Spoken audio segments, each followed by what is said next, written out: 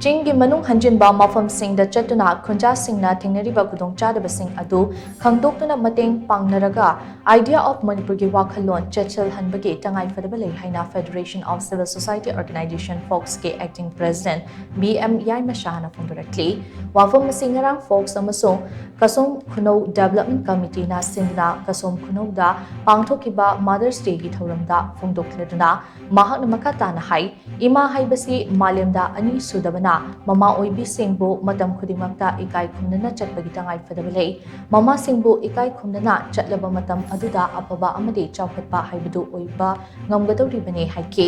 Thauramadu KKSL ge chairman Azen Siro MKNM ge secretary L Mema MWF ke secretary general T Demona amade FOCS ke hanagi president TH Manihar Susari ki Thauram aduge manung channa khunja singa interaction program amasu pangthokki Imagi Mordo, Yam Gagadi, Satiba, Heavily, Rumba, Yoda, Imagi Yam Gagadi, my oil, not I was there. Masimami, Matamamada, Napoleon, Hyderabad, Apava Imagi, Titi Joy Tongi, I was there. Apava Imagi Masa. Taaradi Titi Joy Tongi, Nambani Haiba, Napoleon Hyderabad,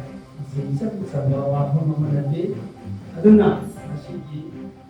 Ima, or listening to Mama, or listening to Mama, Karakada listening to Apava Khunja, Apava,